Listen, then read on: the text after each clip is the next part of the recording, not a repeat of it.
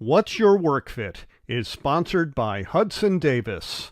Start your brand's marketing and communications journey today at hudsondaviscommunications.com. I'm Dan Smolin. I built a successful executive career in marketing and communications before becoming a top headhunter and founding my own executive search firm.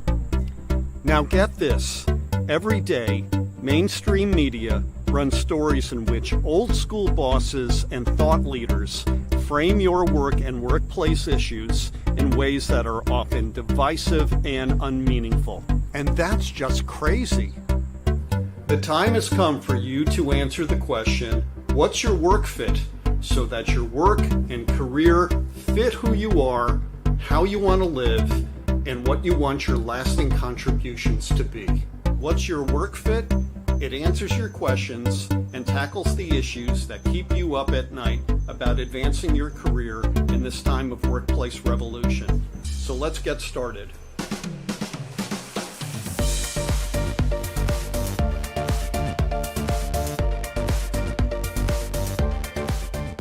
Hey, good day, everyone around the world and across North America. So glad to have you here today. We've got a great show, and I am excited to get that started. But before we do that, I want to ask you a question.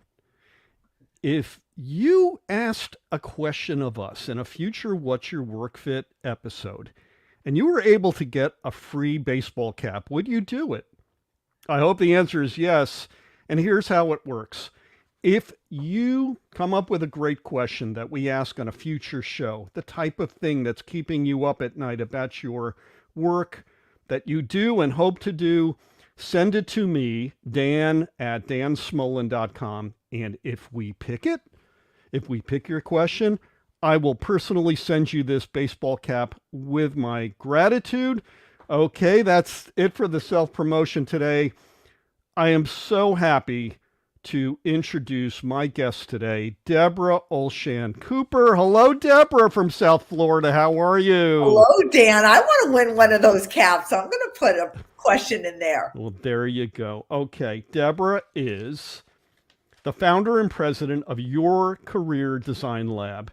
And by crafting unique stories for her clients, she helps them at all stages of their career to excavate their passions and purpose and turn all of that into a paycheck. Nice work if you can have it, Debra Olshan Cooper. Well, it's working for many, so I'm happy about that. Very good. Okay, we're going to get to the question today. We have a question from Jessica. Hey, Jessica. I hope you're watching today. She is middle management, and she has performed well in whatever the higher ups have placed her in to do. But Jessica sometimes just feels like she's going through the motions, bored and uninspired, and not achieving her own work fit. So Debra Olshan Cooper, she asks, can I reinvent myself for career bliss? What can you tell Jessica? So, what's coming up for me in middle management, I wonder how many people in middle management are middle child, like our middle children. Really think about that for a minute, because it really is the same kind of analogy. That middle child syndrome, if you will, or what have you, are ones that really kind of don't know who they are particularly because they are that middle child. Mm-hmm. So the middle management is all about pleasing, people pleasing, to be recognized. Well, if I do this, then I'll be more recognized if I can do this perfectly or whatever. And it's really hard to get out of that syndrome, if you will, of a middle management situation. And so what I suggest, or what I work with on a lot of my clients that are reinventing themselves or wanting to reinvent themselves, but feeling stuck and lost, and it's kind of like a weird thing, right? Because they feel so, I don't want to say the word appreciated, but very much needed, right? A middle child wants to be needed for something. And so it's very hard to reframe and rewire your brain around, but what do I need? It's very hard to get away from that. So what I have a whole thing of how I have people go back to who were they as a child? What were the things that they loved? What were they passionate about? What were the things that they lost joy, that had joy in before their mom called them for dinner? And it's so often, Dan, people go like, oh, I could have had a V8. Like, oh my God, I forgot this is what I loved. And we start to excavate that and then put them on a new path. I recently worked with a client that was middle management. It was like a very big consulting at McKinsey, very big consulting firm. But it was very hard to get her brain around transitioning into what and who she was. So let's talk about that secret sauce, if you will, that joie de vivre. Yeah. And I'm going to bring up a question that Amanda asks, which is, or it's a comment. The most blissful work I've done was as a counselor at a sleepover camp. It cannot make a living doing that, but I yearn for the feeling of joy that I had doing that job. What do you have to say about that? Oh, first of all, I love that picture. Second of all, I completely understand that. My daughter, too, was a counselor for 7 years, and she was in her bliss when she was doing that. What I would suggest to you is really finding out what kind of positions there are out there that kind of feels like that, if you will. And yeah, you can't make a living that, but as a director of a camp, or I know a person who actually started an adult camp that does very, very well, to be honest with you, and brings in all those sensibilities of what camp felt like, but made it more into like an adult camp, maybe young people your age. You can create something if you're an entrepreneur kind of spirit and create a camp that allows people to come in and feel that joy of camp, but maybe bring in workshops and things that are relevant today about reframing your brain or how to find your career. And I have to tell you something, it can be very successful today. People are looking for those kinds of outlets. And I actually speak at an adult camp like what she's talking about that does just that. And he does very, very well at that. Well, your friend Andrea says, yes, what used to or currently light them up, great point. Thank you, Andrea.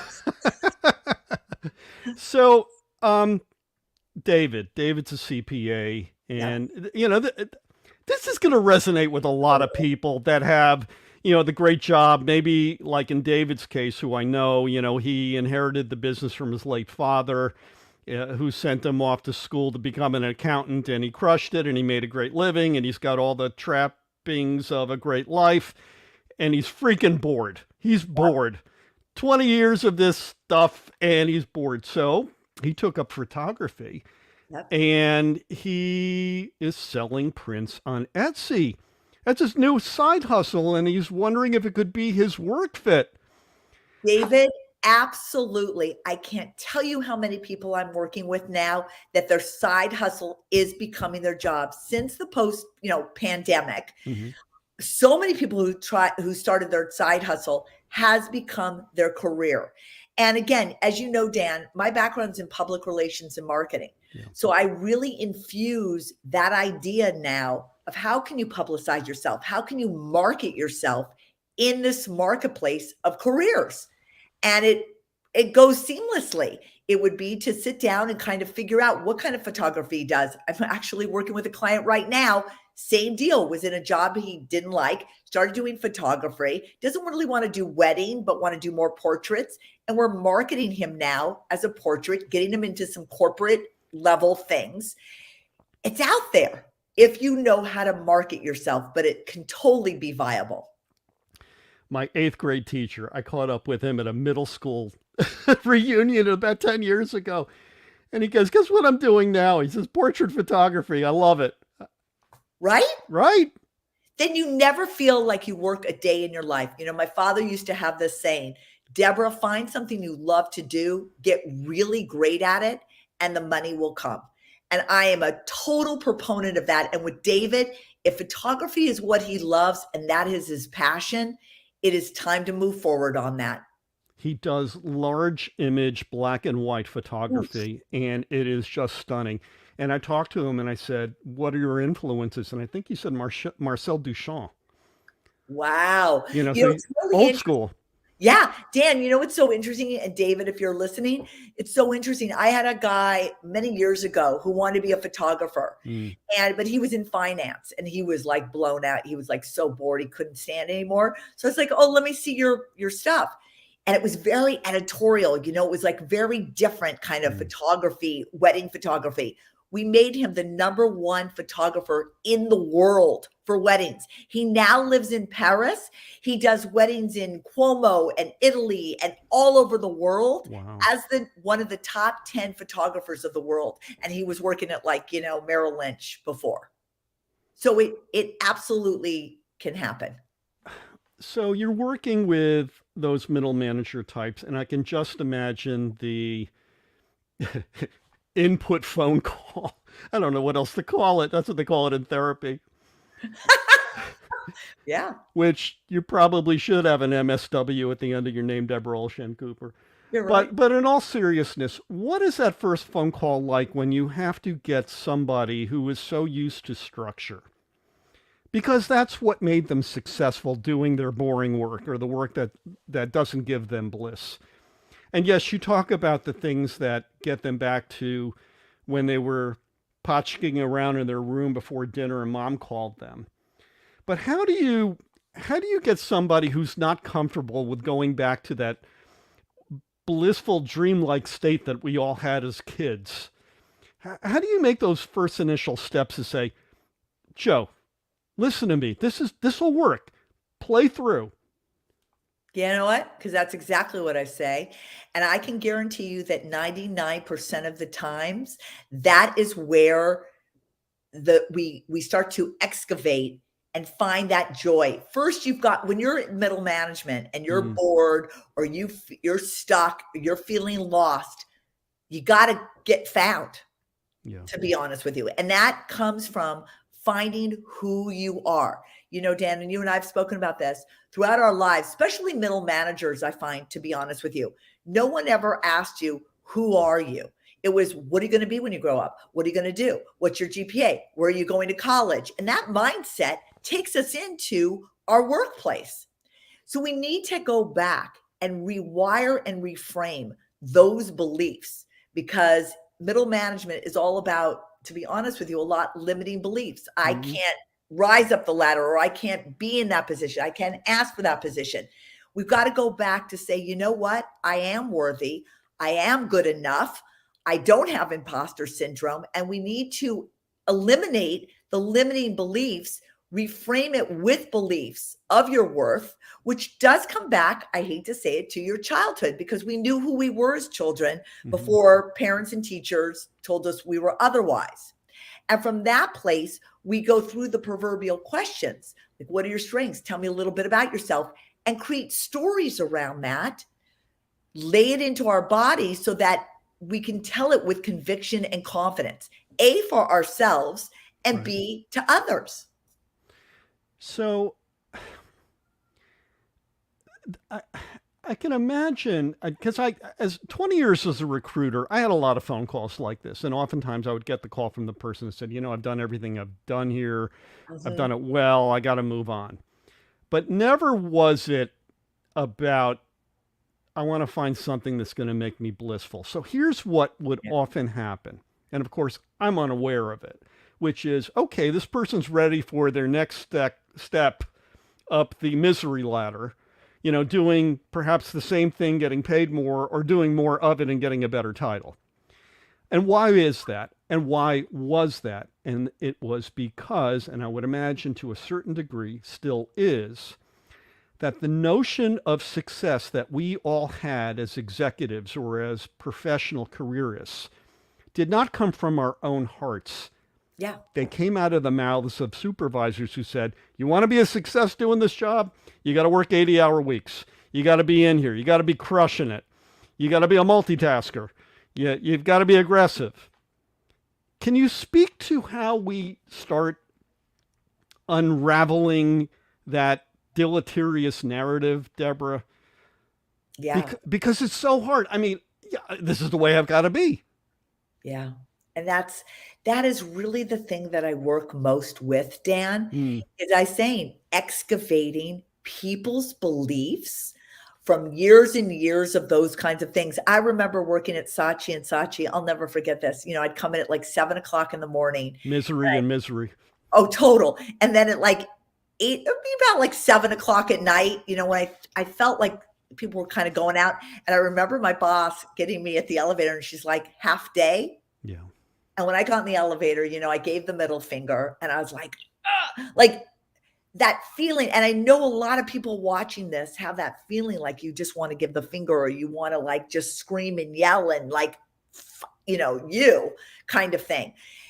It does come back to like what you're saying about having an MSW. We've got to get back in touch with our spirit, with our bliss, with what makes us happy. And if we don't come back to that place, we're never going to move in the hierarchy of our careers. And it really comes down to belief, and being an NLP expert, which is a neuro-linguistic programming expert. Mm-hmm.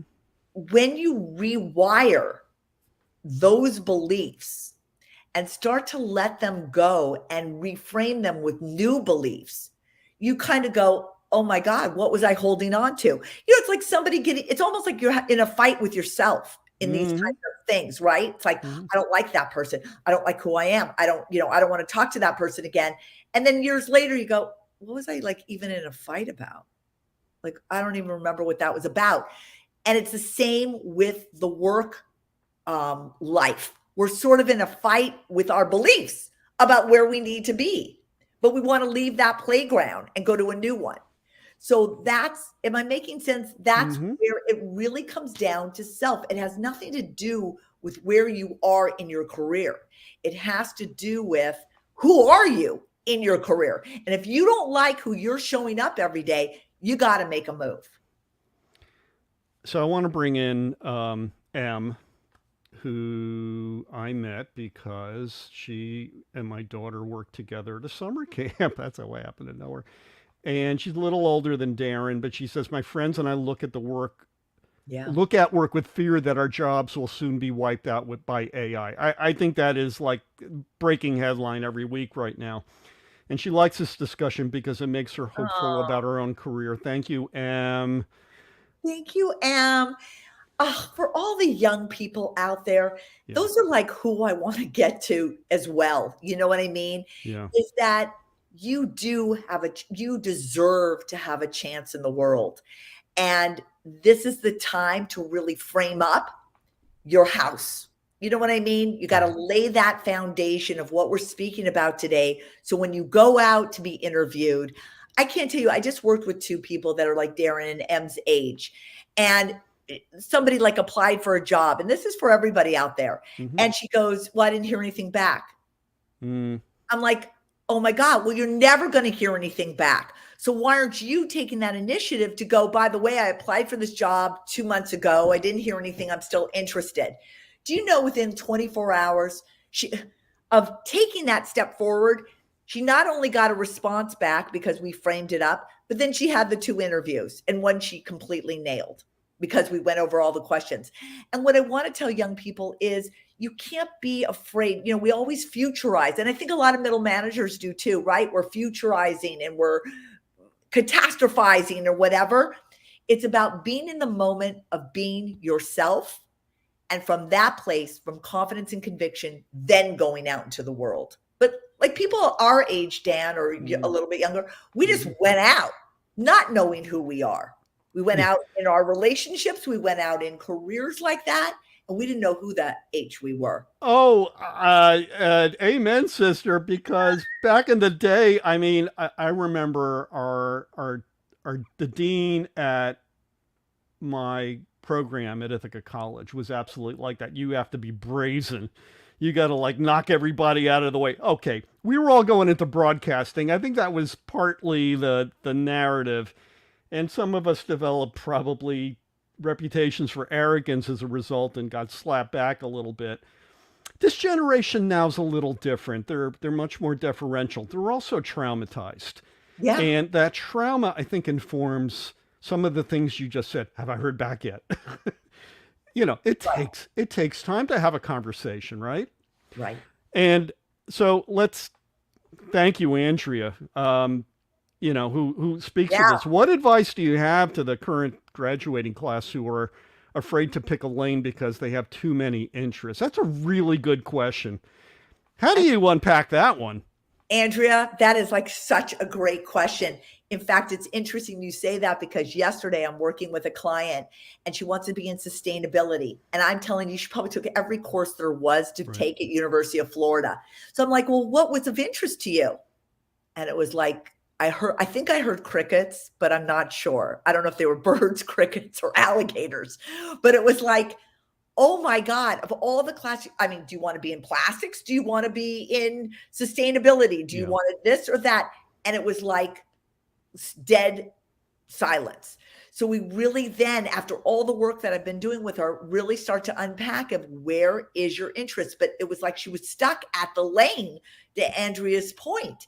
And you have to break that down with beliefs, because they are so afraid, like they're looking for that one job that's going to fit all. It doesn't work like that anymore. We're not waiting 50 years for the gold Rolex watch. That's never going to happen again.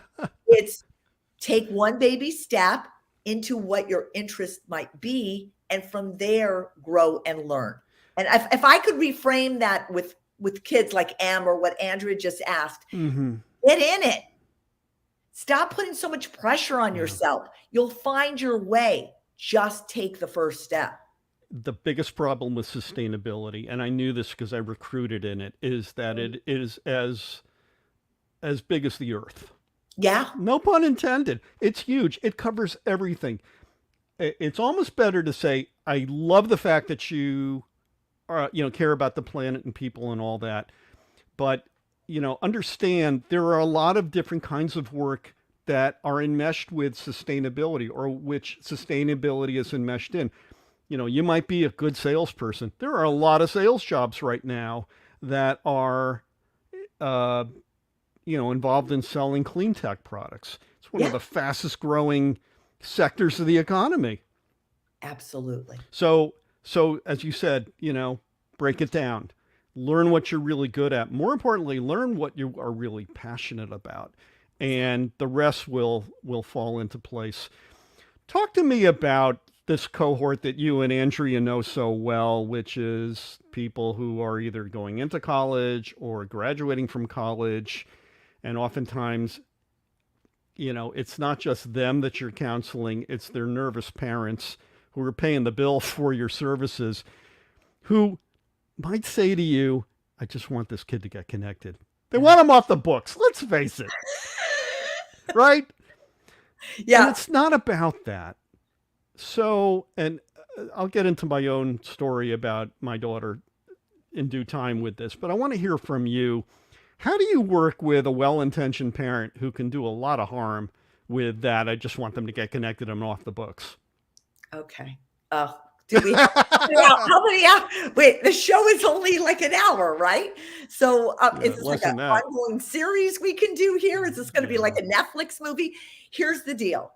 So you are completely, I mean, when you were talking before, I'm thinking there's so much wrong that needs to be reworked in our world. Number one, from a parent standpoint, and Andrea knows this well too, we came from parents that like could give to whatever about us. You know what I mean? Like just come back when the lights are off, or, come back for dinner kind of thing. And we were off on our own. So I will just talk from a personal standpoint. My love and my caring was to ensure that my daughter got into a good college and that she knew what she wanted to do. And I'll tell you something, through this work, I think Andrea can attest to this as well. I found out there's many ways to get to your own nirvana. And it's really by listening to the kids that I found out there's many ways to kind of skin a cat. Yeah. In addition, I think colleges are doing a horrible job. Sorry, colleges out there, with the exception of maybe like a Babson or a Northeastern that say, hey, we want to get a job for these kids. Yeah. When you're paying that kind of money, you better institute a way of collectively getting involved with different companies so your students have a place to go. Like Andrew said, a lane. Here's a lane your junior year. If you love it, great. Not, let's move on. But by the time the 4 years is over, you've got an idea. You've got some experiential experience around what it is you think you want to do. And I think they do a great job. I think everyone else can go take a hike, like, honestly. I agree. Because I'm getting them. And then you got the parents, to your point. I've got parents calling me that their kids are 26, 27, 28 years old. And what a disservice. And I mean, I worked with one kid in particular at the end of it. And this kid was totally independent, ready to take on the world. And the mother goes, do you think I should send him some jobs that I found? And I was like, I want to say no, because that message is you can't do it on your own. You don't have the capability. So our messaging is kind of all screwed up. And what we want to do is give autonomy, give independence to these kids, frame them up in a way that they can go out and do whatever it is that they want to do in the world. Debra, I think a lot of our cohort, the experience was based on a singular outcome, getting a job. Yeah. As opposed to the journey, which you and I and Andrea and several other people are embarked on, which is to say, when that kid enters college, maybe they wanted, like in my daughter's case, wanted to be a forensic scientist until her school, which will remain nameless, totally effed it up. Didn't have enough sections for required courses, so that my daughter's not graduating in 4 years, not because she couldn't. It's because there weren't enough sections and they were all held at the same time, which forced her to do summer school, which dragged everything out and burnt her out. Dad, I don't want to do this anymore. So what do you want to do, dear? And what's lighting you up? She goes, I really love serology. And I went, ooh, that's work. But you know what? I know you'll have fun with that. Oh, here's another thing, parents out there. If you have little kids, with soft eyes, watch what they are doing. Yeah. My little girl was in the bathtub mixing all the shampoo bottles together. That was object lesson enough to know this is a scientist in the making. And if she wants to do that kind of work, encourage her to explore it on her own and make that journey blissful, right? That's what my daughter wants to do. She wants to work with companies that analyze body fluids, like for hospital patients and stuff like that. And you know what, Debra? There aren't enough people in those jobs. She could live and work anywhere she wants to. Exactly. That's really cool. And so I said to her, you know what, sweetheart? I said, you got another year in school. Just enjoy the year. The rest will fall into place. Mom and I will take care of you. It's going to be great. Yep. And that solves a lot of problems. Well, Dan, it's like what I said before, and people don't believe this, but it's a proven fact, at least with the clients that I work with, is the thing that you were doing at 8 or 10 or 6 years old, whatever you can remember. Yeah. It's like a spark plug that goes together, because we're so disconnected from who we are that when I pull that puzzle piece together, like a spark goes off. And it's like, like you get like chills. Like, oh my God, I forgot I did that in the bathtub. That brought me such happiness. And from there, we move that forward, and then it just becomes who you now can become. I love that. That's exactly right. And to David's point, nobody dreamt of becoming a certified public accountant, right? He wanted to be a photographer. See, I love that. Yeah, go ahead. It just, that's the epitome of finding your bliss. David, I have a client who worked for the Miami Herald. Then he went on to sell private planes. And you can kind of appreciate this maybe as a CPA, but he, you work on a thing with like some guy who wants to buy an $8 million plane. And then the wife comes on and goes, I really don't like the interior. And the deal's freaking off. And he just wants to shoot himself. Do you know what I mean? He said, I cannot take this anymore. And one of his passions has been that was a good like Long Island. I don't know. I had like an accent thing going on there. Oh my God. It was so good. And he just can't take it anymore, to be honest with you. It's the stress is just too much. Yeah. And so, but he's always had a joy and a love of telling stories and women empowerment movies. So he came to me with an idea of these 4 Filipino women during World War II. It's like a whole long story. I got him in touch with a producer that got us in touch with a production company that now is getting green-lighted by Hulu. And so I want to share that with people, because if you have an idea, you have a passion, but you know how to kind of, thank God I have connections. You've got to be part of community. You've got to be part of a tribe. You got to get yourself involved. And through there, speaking about yourself, as I keep saying, confidently and convictedly, that's not a word, but you know what I'm saying? Mm-hmm. People will start to believe in what it is you do, and you're off to the races. Right. It's not brain surgery. It's just we never grew up knowing how to do this. Debra, this has been so much fun. And I'm going to get to that one last question that I ask every guest. But before I do that, I'm wondering if you will point our viewers and listeners to your social media so that they can pick up the phone and say, hey, Debra, I want to work with you. Hey, Debra, I want to learn more about the things that you're involved in. Where can we point them? Let's point them to my website. First of all, I'm so bummed this is over because I'm having such a good time. We'll bring you back. I love it. So if anybody really resonated with Dan and I spoke about today, you can reach me at www.yourcareerdesignlab.com. And what is great about going to my website is that I have a lot of free collateral there that will help you to get started. I have a thing I call the ta-da list, which is, again, ta-da, this is like what I want to do. In addition, I have an online e-course. It's a toolkit for how to find your story, how to craft, tell, and sell your story. And I take you through all the steps of finding your dream career. On there, you can set up consultation with me. There's a lot there. My social media is Your Career Design Lab on IG, and I always sending out some good vibes on and some education on how to reframe your life. What if we got you and Andrea Koppel on together for a future live show?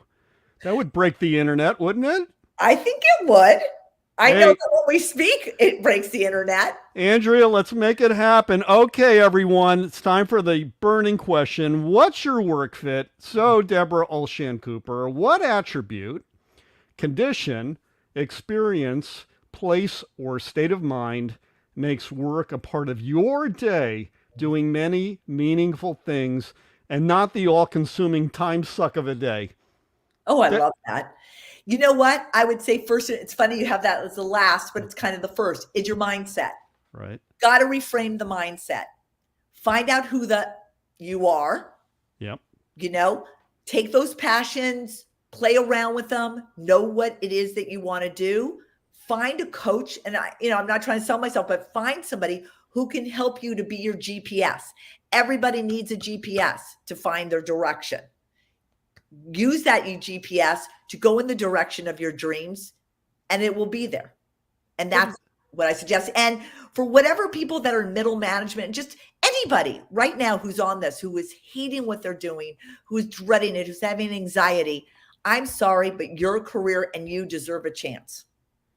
And you are a testament, as am I, as is our friend Andrea Koppel, that you can get to an act of your life that's the best you've ever had. And I think we three can probably say we're crushing it right now. We're having a lot of fun, right? Absolutely. Well, we're going to bring you back. Thank you so much for being on the show today. Stick around after this. All right, hold on.